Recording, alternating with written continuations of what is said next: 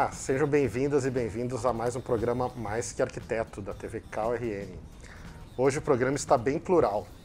Vamos falar de cor, vamos falar de estilo, entre outros assuntos que a nossa entrevistada domina e estuda. Vamos apresentar a diversidade que é Emanuele Albuquerque, a Manu. Estamos aqui no espaço chamado Casa Sephora, onde a Manu recebe seus clientes para conversar e conhecer mais sobre eles, além de arquitetura também. Oi, Manu, tudo bom? Seja bem-vindo ao Mais que Arquiteto. Obrigada. Então, como é que tá essa tua transição da tua vida? Tu ainda atua como arquiteta, aqui é teu escritório de arquitetura também. Como é que tá a tua vida profissional no âmbito da arquitetura? Bom, até o ano passado, né? Até o ano passado não, até 2 anos atrás, eu vim atuando como gestora acadêmica, né? Trabalhei como gestora acadêmica numa universidade particular. E aí, chegando a pandemia, né, com a pandemia, eu saí dessa instituição e passei a trabalhar, né, como uma atividade que eu achei interessante, porque eu percebia que os alunos se formavam, mas ainda tinham uma carência, uma insegurança quando eles entravam na atividade profissional. Então eu comecei a trabalhar numa atividade diferente, que eu acho que talvez eu seja a única pessoa a trabalhar com isso, não sei, mas eu comecei a trabalhar com uma mentoria, né? Uma mentoria de carreira a jovens arquitetos. Seria essa denominação, né, mais apropriada. E aí eu oriento, né, jovens arquitetos a trabalhar desde questões como posicionamento profissional, orientações com relação a contratos, orientações com dúvidas relativas a projetos mesmo, consultoria de legislação, até outras mais específicas que eles venham a me trazer, né? Então, com relação a projetos em si, desde o ano passado, por uma questão de saúde, eu parei de atuar com projeto propriamente dito, né? Então, fiquei trabalhando mais com essa questão de mentoria de carreira em arquitetura. Sim. E a gente sabe que entre vários talentos teus, como maquiadora, consultora de imagem, estilo, artesã e entre outros, como é que foi essa transição? Tu já falou aqui um pouco que tu faz um ano e pouco, mas como é que foi, quando é que deu esse estalo que tu fez essa transição da arquitetura para esses teus outros talentos?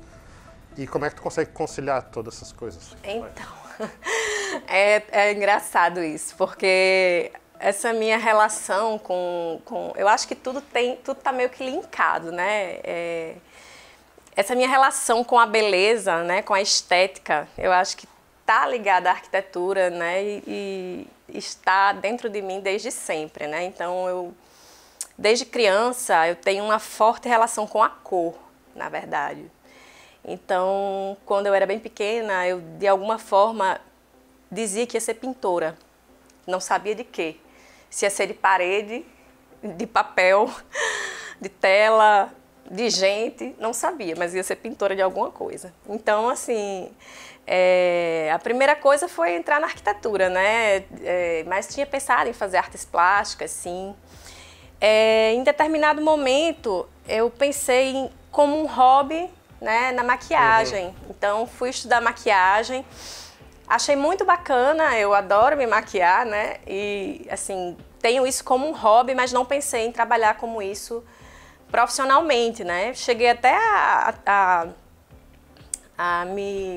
transitar, a tentar, né, estudar isso, mas parei. Achei que era uma coisa que dava muito trabalho, assim, o dia a dia do maquiador. Até parabenizo quem faz isso, porque é muito trabalhoso, assim, realmente. Puxar a maletinha de maquiagem, atender a domicílio, são guerreiros e guerreiras. Então, assim, achei maravilhoso, porque isso para mim foi mais uma forma de aprender a dominar a cor, né? A mistura, as paletas, e realmente foi muito bom aprender a técnica de luz e sombra em uma pessoa, né? Muito bacana. E Depois, eu já tinha estudado a psicologia das cores na arquitetura, né? Que foi uma coisa que me ajudou muito nessa transição. Na pandemia, eu tinha mergulhado aí na minha ancestralidade, né? Porque minha avó bordava.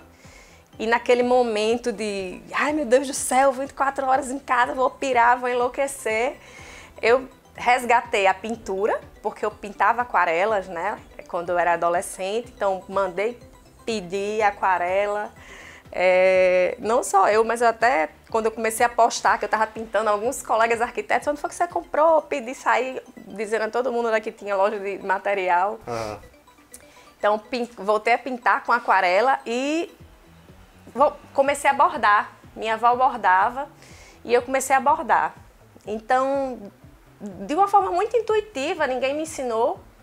Fui fazendo uma técnica que eu descobri depois, que na Bolívia as pessoas chamam de bordado em linha, né? Tem até um material aí que eu trouxe para mostrar para vocês.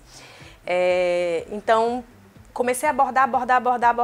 Então, foi mais uma forma de explorar a cor, né? Essa brincadeira com as cores. Por fim, juntando um pouco disso, né, com a moda, que é outra coisa que eu adoro, né? Vendo também na pandemia, fiz muitos cursos, muitos. Eu sou uma estudiosa, assim, voraz, então eu fiz cursos de várias coisas, né?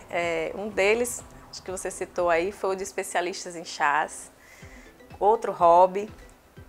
Mas entre eles, um que eu cheguei porque meu marido estava querendo fazer um mestrado fora do Brasil e eu comecei ele ventilando essa possibilidade, né, a procurar alguma coisa que eu pudesse estudar e exercer lá fora. E aí me deparei com esse curso de consultoria de imagem e estilo, de uma escola em Portugal. E aí eu digo, epa, isso aqui é legal, isso aqui eu gosto. Isso aqui tem cor, isso aqui tem moda, isso aqui é bacana. Eu comecei a olhar e achei aquilo muito interessante. E aí comecei assim como quem não quer nada, né? E fui gostando. E quando eu pensei que não, eu tinha, assim, devorado aquilo ali em muito pouco tempo, né? E até brinco porque uns meses atrás, a escola começou a me ligar e eu sem saber o que era aquilo, né? Esse número estranho. E daqui a pouco era e-mail chegando. Aí eu disse, meu Deus, o pessoal da escola tá querendo falar comigo. Meu Deus, o que será que aconteceu? A gente já pensa no pior, né? Aconteceu alguma coisa com o meu diploma, alguma coisa deu errado. Aí a moça me mandou uma mensagem pelo WhatsApp, não, pelo Instagram. Manu, a gente precisa falar com você. Aí eu, tá certo, vou falar. Aí mandei uma mensagem para ela, olha o seu e-mail. Aí eu fui olhar, o e-mail tinha caído numa caixa de spam. Aí era convidando para fazer parte de uma live, porque meu rendimento na turma tinha sido muito bom. Eu digo, meu Deus do céu. E eu pensando que tinha dado algum problema no diploma, né? Ela disse, não, que é isso? Seu rendimento foi muito bom, vamos fazer uma live ao vivo para você falar da sua experiência, como foi. Eu digo, coisa boa. Que massa. Bom, a gente pode ver que visual é uma das tuas vitrines, como a Manu, consultora de estilo.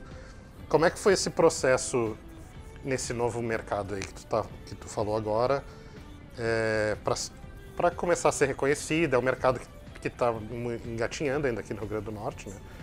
E como é que foi esses primeiros passos dentro desse mercado de consultora de estilo? Tu começou a trabalhar mais com os amigos, mercado de arquitetura, como é que foi? Na realidade, eu digo que a gente sempre começa em casa, né?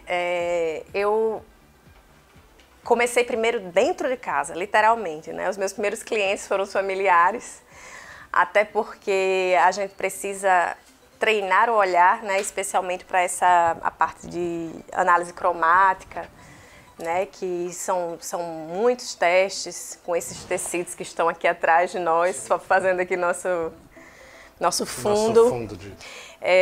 Então, assim, fiz muitas análises dentro da família, depois eu fui fazendo com os amigos, muitas arquitetas, né, colegas. E aí aquela coisa do boca a boca, né? Eu acho que esse mercado não é um mercado muito de você, olha na internet e olha no Instagram e contrata. Eu acho que é um mercado que as pessoas fazem muito por indicação, né? Manu é uma boa profissional, vai lá e faz. Então, assim, não é aquele mercado que você olha, escolhe pelo preço e faz, não. Eu acho que é uma coisa mesmo de confiança, de você saber que é uma boa profissional, que vai lhe dar um bom resultado, né? Que tem confiança, porque a gente entra na casa das pessoas. Assim como um arquiteto, a gente entra no quarto das pessoas. Eu chego a abrir o guarda-roupa da pessoa e olhar as roupas dela, então é um processo de muita intimidade. Então, realmente, eu acho que você precisa ter essa confiança na profissional ou no profissional que está indo te atender. E no que a arquitetura, tu já falou um pouco sobre isso, eu queria puxar de novo esse assunto. Como é que a arquitetura te ajuda nessa versão Manu consultora de estilo? Olha, a gente me ajuda em várias formas, né? Primeiro, a questão das cores, a psicologia das cores. Segundo, a noção de proporção, né? A gente, quando trabalha a consultoria de imagem, a gente trabalha muito com proporção também, né? Não somente com a questão da estética, porque a estética ela é muito pessoal. O olhar do belo, ele é muito pessoal. Às vezes o que é belo para você não é para mim, né? E vice-versa. Mas a questão da proporcionalidade, querendo ou não, quando a gente trabalha com visagismo, tem muitas questões relacionadas à proporção, né? Então a gente tem isso muito na arquitetura. A organização, né? A combinação de cores, né? Ajuda muito, ajuda muito. São áreas que estão muito próximas, né? São muito afins. E como é que é trabalhar a imagem e o estilo das pessoas? Porque não é uma coisa enlatada, é uma coisa que é única para cada pessoa. Então, como é que é chegar nesse ponto? Tem muita conversa antes? Como é que funciona? Com certeza. A gente, como você falou, a gente está trabalhando diretamente com pessoas, né? Então, está muito ligado, está muito relacionado à psicologia. Então, assim como a arquitetura, a gente precisa daquele briefing, né? Quando a gente está fazendo arquitetura, a gente não vai fazer uma casa do nada. A gente precisa saber o que é que a pessoa quer, qual é o objetivo dela. Quando a pessoa chega para mim e quer uma consultoria de imagem, eu preciso saber qual é o objetivo dela com aquela consultoria de imagem. Ela quer uma estratégia de imagem com o objetivo de quê? De ter uma aparência, sei lá, que passe uma ideia de mais autoridade no ambiente de trabalho, ou ao contrário, ela quer transmitir no trabalho uma imagem mais acolhedora. De repente, por exemplo, pode ser uma psicóloga infantil que queira ter passe uma imagem mais acolhedora, ou pode ser um advogado que quer uma imagem mais imponente naquele ambiente de trabalho em que ele está. Enfim, podem ser situações diversas, né? Às vezes é uma mulher que quer simplesmente estar mais empoderada, né? Aumentar a autoestima dela. Então, assim, são diversas situações, né? E dependendo do objetivo dessa pessoa, a gente vai trabalhar uma estratégia, né? Sempre com muito cuidado, respeitando a essência da pessoa, né? Porque senão a gente vai estar transformando. Se a gente passar por cima dessa essência, a gente vai estar transformando a pessoa em um personagem. Sim. Que não vai se sustentar, né? Então a gente tem que vestir a pessoa de acordo com a essência, para a gente não estar criando uma caricatura. Sim. E qual é nesse tempo que tu já está trabalhando com isso, como é que tu pode me dizer que é o objetivo das pessoas? É bem dividido entre questões profissionais, que nem tu falou, de uma psicóloga, uma médica, uma arquiteta que quer trabalhar a sua imagem profissional, ou tem muito também de pessoas que querem trabalhar a sua imagem pessoal, ou melhorar a autoestima, ou simplesmente melhorar a sua imagem. É assim, eu acho que 70% chega dizendo que quer melhorar, que tem um objetivo de melhorar profissionalmente. 30% diz que é meio a meio, as duas coisas. Mas no final, todo mundo diz que melhora as duas coisas, né? Acaba dizendo que reflete no pessoal. É diferente, tipo, tu trabalhar a tua imagem e o teu estilo é diferente profissional e pessoal, ou acaba sendo tudo uma coisa só que... Ou são jeitos de trabalhar diferentes? Eu acho que a forma de trabalhar é a mesma. O que vai mudar talvez sejam as estratégias no vestir, né? Por exemplo, hoje eu tô com um blazer, se eu for pra praia eu não vou com esse blazer. Sim. Né? Então, assim, talvez eu tire o blazer e vá só carregar aqui que eu estou por baixo. E a calça dá para eu ir do mesmo jeito. Então, assim, às vezes é uma peça que você tira, né? E você consegue mudar, né? Então, mas o meu estilo vai ser o mesmo, né? Então, eu vou ter o meu estilo de vestir independente do trabalho ou do pessoal. O que vai mudar é o tipo de elementos de vestir que eu vou usar em uma ocasião ou em outra. E o que a gente pode notar de diferente numa pessoa que passa por uma consultoria de imagem? Segurança. Eu acho que é a principal coisa. Quando você está bem vestido, ou quando eu falo bem vestido, é comunicando, né? Tanto que o meu arroba é veste que fala. Às vezes a pessoa pergunta, veste que fala, o que quer dizer isso? É vestir o que você comunica, né? Você comunicar através do que você está vestindo. E quando você está vestindo, eu quero dizer não só a roupa, mas a sua maquiagem, o seu cabelo, tudo que está sendo apresentado em você.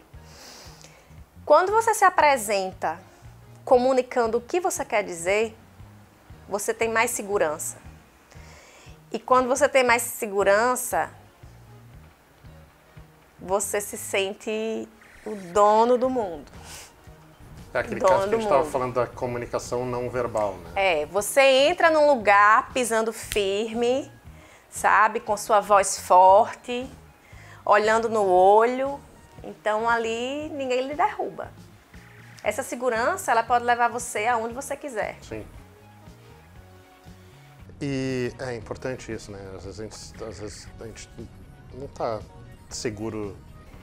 Eu tenho vários exemplos disso. Eu não posso dar agora porque conta aí, que a gente já está entrando na próxima pergunta. Conta um caso que tu atendeu e que foi uma mudança radical na pessoa antes e depois de passar pela tua consultoria, que tu lembra, assim. Eu tenho uma cliente, né, que é advogada, e ela tinha um jeito de vestir muito casual, né, e ela me procurou porque, por exemplo, ela não tinha calça jeans, né, ela se vestia sempre do mesmo jeito, usava muito cinza, mas camisetas, blusinhas assim, camisetas, e as roupas que ia trabalhar, ia pro fórum, né, aquelas calças de alfaiataria meio cinzas, assim, e não era muito estilo dela, assim, era uma pessoa que tinha um espírito muito alegre, muito jovial, mas não conseguia se vestir expressando isso, né. E aí, nos próprios ternos que ela ia, que ela queria trabalhar, ela ensaiava isso de alguma forma, comprava um terno mais colorido, mas não conseguia vestir. E aí a gente começou a tentar, né, primeira saída que a gente fez, né, foi para tentar comprar uma calça jeans para ela, porque ela ia fazer uma viagem. Sim. E nosso primeiro trabalho, na realidade, não foi nem... A gente pulou etapas, porque ela ia fazer essa viagem e a gente, no lugar de fazer o processo na ordem, que seria fazer essa análise cromática, depois a gente foi fazer uma mala inteligente para ela poder fazer a viagem. E aí foi a primeira coisa, antes da mala inteligente, foi comprar uma calça jeans.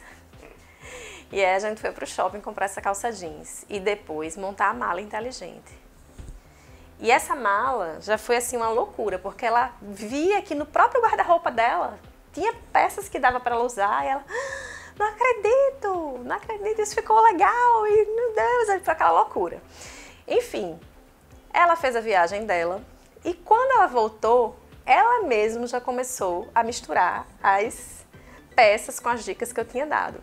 E a partir de então, pronto, foi um voo, porque aí todos os dias ela me mandava foto com os looks que ela mesma montava, né? E linda, maravilhosa, já tinha entendido completamente qual era a vibe do estilo que ela mesma tinha. Então, só precisou de um start, né? Então, eu fiquei super feliz porque despertei ali, virei uma chavinha, né? Só precisou de um empurrãozinho. E já teve algum caso de a pessoa te procurar com uma ideia na cabeça e tu mostrar para ela que ela estava pensando num jeito que não combinava, ou de tu ter mudado essa ideia na cabeça dela? Até agora não, porque assim, na realidade, quando as pessoas chegam, elas não têm muito definido o que é isso, sabe? Elas querem melhorar, mas não tem algo muito definido, assim, eu quero ficar assim, ou assado. Às vezes não sabem o que é essa mudança, querem mudar, mas não sabem exatamente o que é. Às vezes é bem comum a coisa do cabelo para mulher.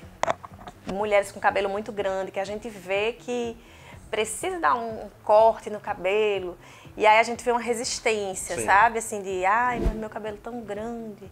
Mas a gente não fala, a gente fica esperando e vai deixando o processo acontecer. Aí chega um momento que a pessoa diz assim, eu quero cortar meu cabelo. Parece que você vai fazendo, sabe? Vai deixando o fluxo acontecer, até que ela mesma desperta aquela chavinha. E como é que é trabalhar num mercado que está começando?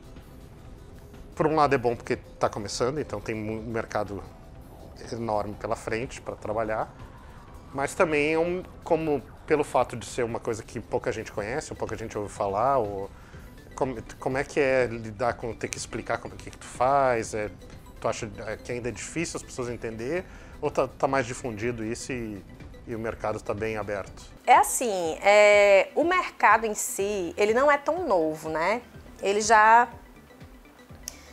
desde a década de 80 ele existe, né? No Brasil, mais ou menos 2000, Rio Grande do Norte desde 2010 vem crescendo, né? Porém, ele vem crescendo de forma muito lenta. O que acontece é que as pessoas, elas acham, ainda tem na cabeça que é um serviço caro e inacessível, né? O que eu venho trabalhando, eu tenho ido muito a feiras, levado isso a feiras. E às vezes as pessoas perguntam, mas você vende isso em feira? Não. Eu não tenho ido às feiras para vender. Eu tenho para explicar e mostrar valores. Para mostrar para as pessoas que isso não é um serviço caro, é um serviço acessível e necessário. Especialmente depois da pandemia. Hoje, a gente trabalha e a gente precisa das redes sociais para sobreviver. Sim. A gente precisa estar nos Reels, a gente precisa estar no TikTok. E o que é que a gente é nessas redes sociais? Imagem. E a gente precisa comunicar o que a gente faz de uma forma bem feita, né? A gente não pode aparecer de qualquer jeito, né? A gente não pode estar, por exemplo, com a cor errada. A gente não pode transparecer através de uma cor algo negativo, né? Então, a gente tem que saber o que é melhor, né? Pra gente se sair bem, a gente comunicar a ideia que a gente quer passar, né? Então, é super importante que a gente invista adequadamente nisso, né? Se não fosse importante, os políticos não investiriam nisso. Pois é, eu ia te perguntar isso. Antes de perguntar, eu ia falar que eu tô com medo que todo momento tu tá me julgando. Assim. Ih, essa calça jeans, essa camisa preta, que horror. Tem uma sazonalidade, porque, tipo, essa época de campanha política, de eleição, pré-eleição, tem uma procura de os candidatos e candidatas te procuram? Tem sim. Tem, graças a Deus, né? Sim. Ou não. Porque, assim, chega a ser desleal, né, com os eleitores. Mas eles se preparam. Eles se preparam para mostrar, para comunicar o que eles querem. Sim. Né? Então, assim, a gente tem casos famosos, assim, de pessoas que, se você for olhar 30 anos atrás, se você olhar foto de alguns políticos 30 anos atrás, não tem nada a ver a forma como eles se apresentavam 30 anos atrás e como eles se apresentam hoje. Sim. E 30 anos atrás eles não ganhavam nada. E hoje eles são seguidos por multidões. Então, assim, é importante. É importante. E... Não é só a imagem, né, que sim, faz claro. isso, mas é um capital importante. É um capital importante. Hoje em dia eles têm toda essa assessoria de marqueteiro. Sim, e a primeira coisa que o marqueteiro faz é isso, né? Tem políticos aqui do Rio Grande do Norte, que eu sei, que foram feitos, né, que inclusive eles não fazem aqui em Natal, eles levam para fazer em São Paulo, para evitar que tenha influenciação, né, influência claro. Política local. Eles não gostam de fazer aqui. Vamos falar um pouco da Manu Artesã. O que tu tem produzido?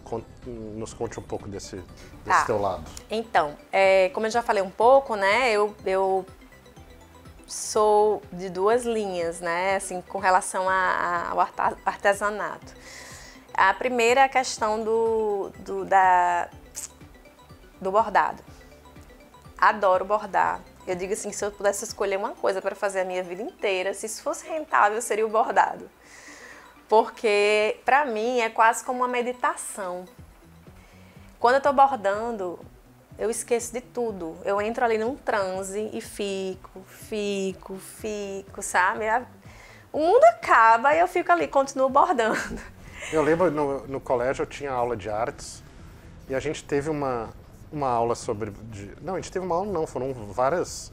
Que tinha até aqueles... Já vinha o desenho. Sim. E tu só pegava e passava as cores conforme o desenho que estava... Eu era pequeno. Mas eu lembro que eu adorava e que também eu senti isso, como tu falou agora, eu lembro que eu senti essa paz. É um transe. Quando eu fazia. É um transe.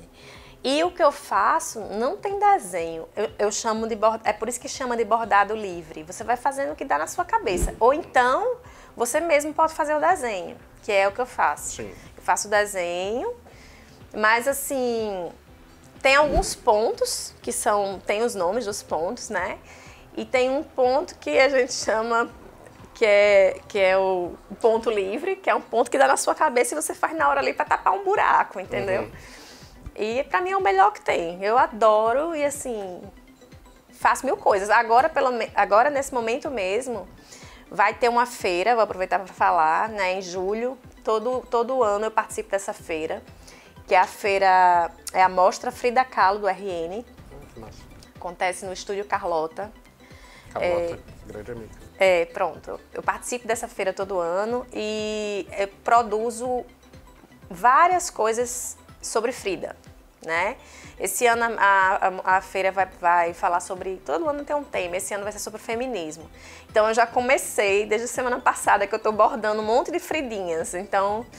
É temático, né? E aí, tanto eu bordo coisas com tema de Frida ou outras coisas com cores de Frida, né? Uhum. Que cactos, flores, rosas, enfim, outras coisas com tema. E outra coisa, né, que não deixa de ser artesanato também, é a questão das ervas, que eu chamo, eu digo, uma bruxaria, porque eu adoro. Comecei a fazer um curso e aí eu faço umas alquimias, assim, de sair misturando e adoro. E diante de tantos talentos que tu tem algum que ainda tá adormecido, assim, que tu queira trabalhar, que tu queira explorar mais?